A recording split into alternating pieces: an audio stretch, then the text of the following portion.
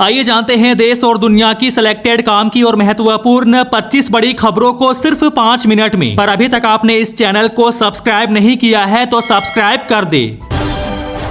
शीतकालीन सत्र शुरू होने से पहले पीएम मोदी ने कहा, यह शीतकालीन सत्र अनेक प्रकार से विशेष होगा। बीजेपी सांसद कंगना रनौत ने कहा, संभल ही नहीं बल्कि हमारे देश में बहुत सी ऐसी जगहें हैं जहां हिंदू प्रवेश नहीं कर सकते।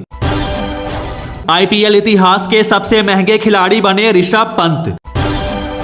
जेएमएम नेत्री नीलम मिश्रा ने कहा, महाराष्ट्र के परिणाम चौंकाने वाले, ईवीएम पर हमेशा से डाउट।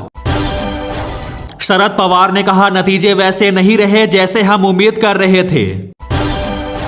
सपा नेता मनोज सिंह काका ने कहा, योगी आदित्यनाथ की पिस्टल लोकतंत्र पर चली, 27 में हम बीजेपी को हरा देंगे।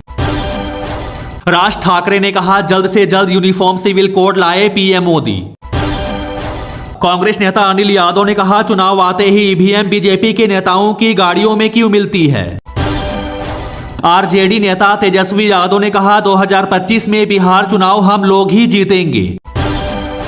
यूपी के संभल मामले पर कांग्रेस नेता पवन खेड़ा ने कहा, संभल में जो हुआ वो सीएम योगी और बीजेपी आरएसएस की सोची समझी साजिश का दुष्परिणाम।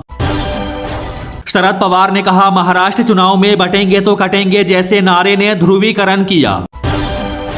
शरद पवार बोले, लड़की बहन योजना ने महायुति को जीत दिलाई है। बीजेपी और उनके दलों ने कहा कि अगर सत्ता में उनकी वापसी नहीं हुई तो विपक्ष ये योजना खत्म कर देगा।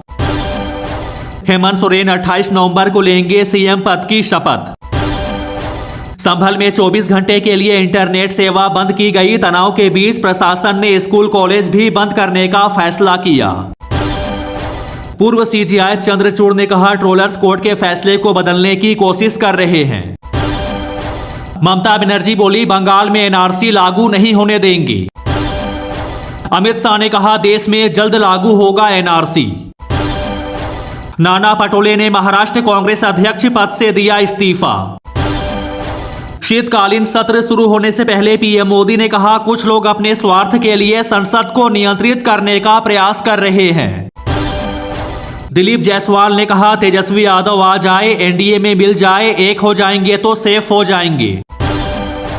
एआईएमआईएम चीफ ओवैसी ने कहा, संभल के लोगों पर जुल्म किया गया है।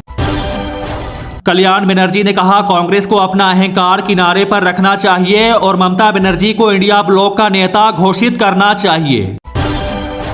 30 नवंबर से पहले किसान करवा ले अपना ई-केवाईसी। जारी होने वाली है पीएम किसान योजना की 2000 रुपए की किस्त। बीजेपी सांसद कंगना रनौत ने महाराष्ट्र विधानसभा चुनाव के परिणाम पर कहा, हम महाराष्ट्र व पूरे भारत की जनता के धन्यवादी हैं। जेडीयू के सांसद लल्लन सिंह ने कहा, मुसलमान वोट दे या ना दे, नीतीश कुमार काम करते हैं।